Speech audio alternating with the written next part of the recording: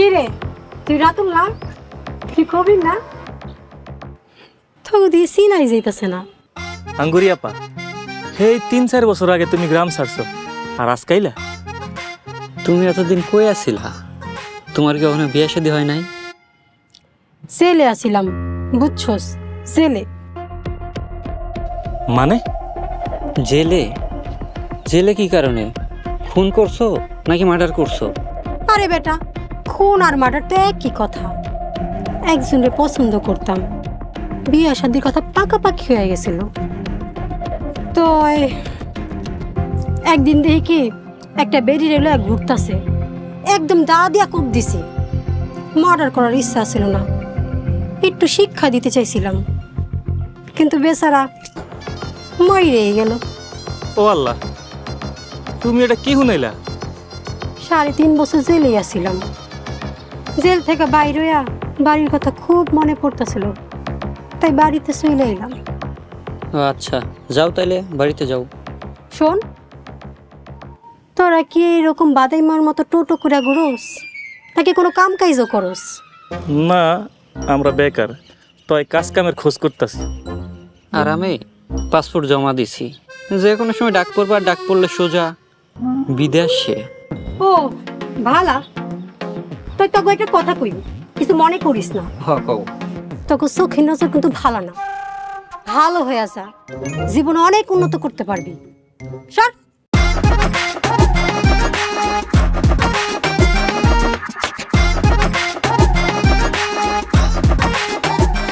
লুচ্ছার ঘরে লুচ্ছা।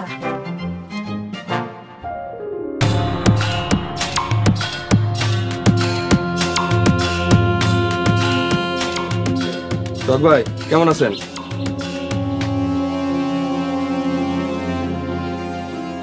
তোর লগের সামসাটা করি। কার কথা কইতেছেন? সবুজের কথা? ও তো কাকার মোকামে কাম করে, মোকামে আছে। দুইটার এক লগে পাইলে খুব ভালো হতো। কেন ভাই?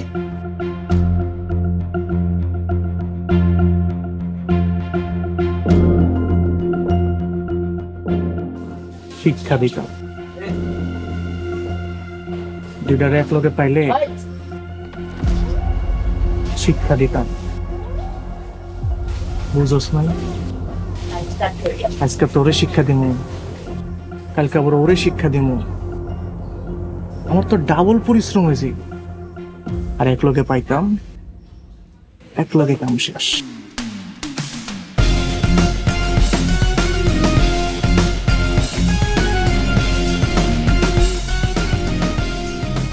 ভাই আমি আর সবুজ তো হুকুমের গোলাম, আপনি যদি শিক্ষা দিতে হয় কাকারে দিয়েন।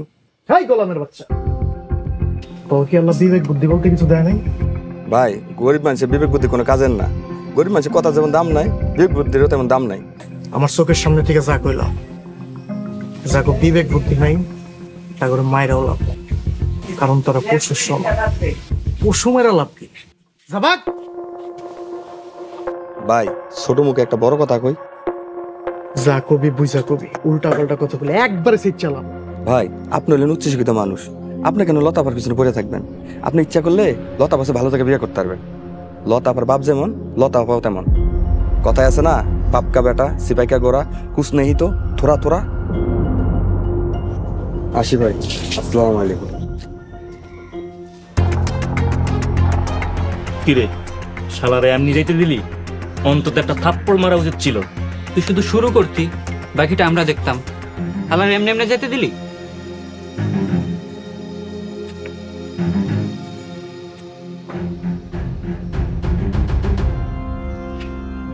ওরে মায়েরা লাভ কি? ওই তো হুকুমের গোলা, মারতে হইব জায়গা মতো। পুরানা দিনের পেছাল টেছাল সব ভুইলা যায়। হ্যাঁ, বয়স হইতেছে না আর কতদিন এই পুরান পেছাল নিয়ে পুরা থাকবি? পুরান পেছাল নিয়ে যদি পিছনে বইরা থাকো, সামনে আটকে তো উষ্টা খাবি, তখন তো সামনে যেতে পারবি না, পিছনে যেতে পারবি। বড় ভাই, 3 বছর আগে যে উষ্টা আমারে দিছো, এখন পর্যন্ত উঠা খাড়াইতে পারলাম না। সেই হিসাব শেষ করো, তোমারে আমি সারা জীবন মাথাত কইরা রাখবো। দেখ 3 বছর আগের পেছাল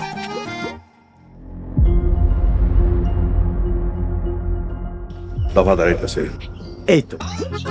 এই তো ব্রেক খায় গেলা। টাকার কথা উঠলেই তুমি ব্রেক খায় যাও। আরে বেড়ে খাও না তো কি করুন, দফা দাঁড়াইতেছেন, দফাদারের সামনে কি করুন? না না বড় ভাই, আমরা যদিও কিলাকিলি করি, কিল সব দফাদারের পিঠে গিয়া পড়বো।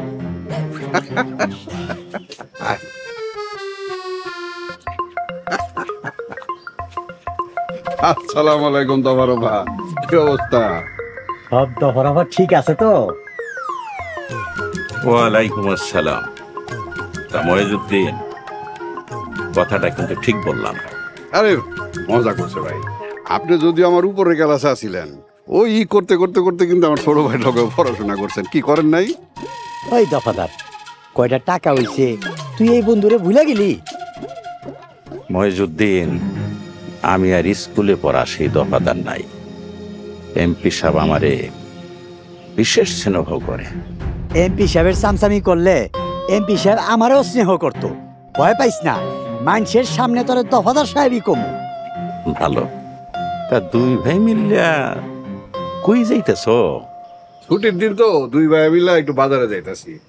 ওরে বাপরে, মেলা বেলা হয়ে গেছে, এরপরে তো পচা দোসা পাবো, আর পচা দোসা পাইলে বাড়িতে গিয়ে তো কিনতে চল ভাই। ভালো থাকিস দোস্ত, গেলাম।